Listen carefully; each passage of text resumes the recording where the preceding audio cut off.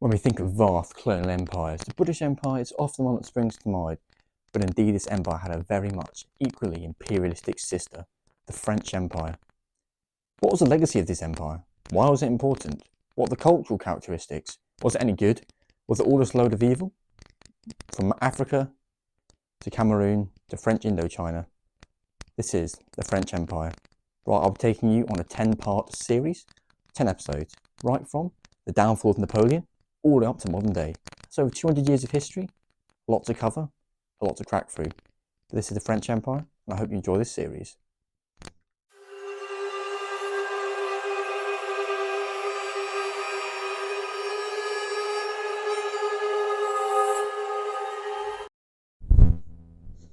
As of the 1st of August, the French had lost control of Indochina.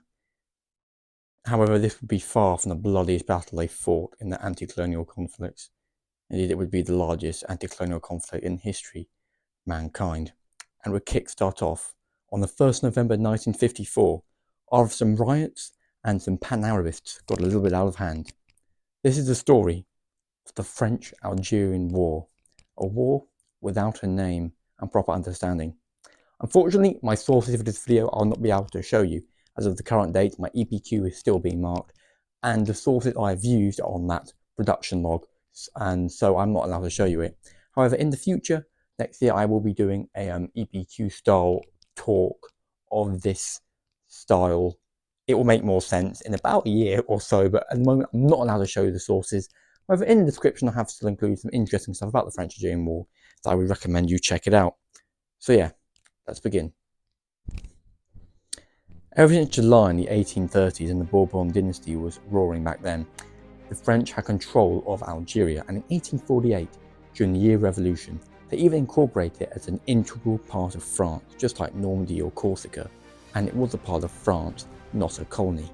However, the people there, particularly the Muslims, were not treated equally as all other French settlers, such as the Pied Noir. I use that term loosely nowadays as many can find it offensive, and of course French settlers in Algeria.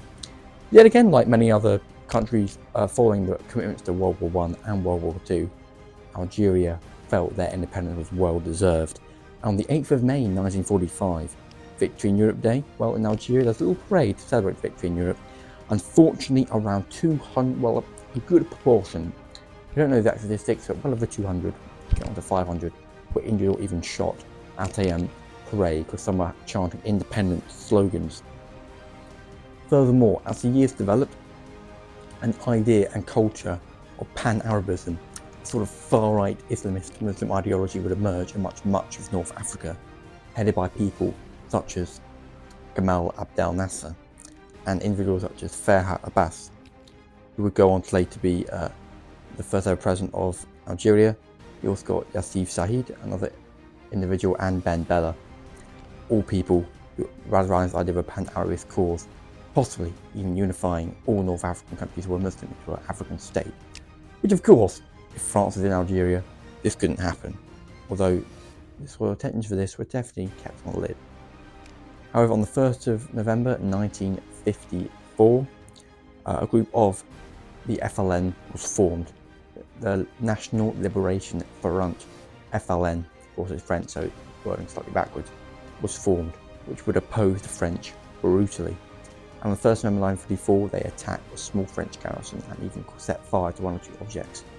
And the same day, the French declared war on Algeria, and some key French individuals during the war are Marcel Bigard, who on the 20th of August 1955 fought at the Battle of Philippeville, which a small French garrison was attacked by Algerian troops.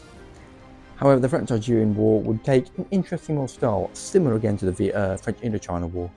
There were only as the previously mentioned, not many battles, so there's the previously mentioned Battle of Philippeville and the Battle of Algiers, we're talking in just a minute. Throughout the war, French military tactics definitely have improved since the French Indochina War. They did actually manage to hold on to Algeria, and militaristically, at least on that side, things were going rather well. However, in 1956, on 29th of October, the Suez Crisis did underway. We made a video about that. I very much recommend you check it out. And during the Suez Crisis, France was involved with Guy Millet as Prime Minister. However, again, Pan-Arabist cause, Gamal Abdel Nasser continued to arm the FLN with even more arms following the Suez Crisis, accelerating the cause of the war and its brutality. On the 3rd of December 1956, just before the Suez Crisis, the Battle of Algiers did ensue, hence the film of the same name released later on, and it was absolutely brutal. The French would go into the houses where FLN people who expected to collaborate with them searched, and then the houses were either destroyed. All members in there were killed. And this leads on to unfortunately a very sad part of the French Algerian War, and that was methods of torture used. Definitely are worth discussing. The French side, to abstract intervention from the FLN, particularly during the desert, because of course that's a very vast area of land. The FLN were ordered by Ferhat Abbas, Ben Bella, etc., that if they were caught, they should remain silent, remain silent for 24 hours to render any information useless could be changed by them. So, individuals such as Marcel Bigard and Maurice Papon, who also conducted the Paris massacre on the 17th of October 1961, in which 200 Algerians were killed and the bodies thrown into the lakes in Paris because they opposed the war. The French methods of torture would include electrifying genitals, in order to extract information, beatings and rape. And on the Algerian side, the FLN, they had a more quicker way of doing things, but this was brutal. They would rally any white person, any Frenchman they saw. In fact, during the Battle of Algiers, Yassif Said even issued the order that any European found, any Frenchman found who was white, would be murdered. And they would then throw their bodies into wells. Wells? Or when the wells got full of bodies and blood, they put the body on the street. Absolutely tit for tat. What will commonly happen during the war is, of course, apart from the Battle of Algiers and Battle of Philippeville, there weren't many one-on-one battles in terms of massive size. What would typically happen throughout the war is the French would move from town to town in Algeria to try and root out the FLN.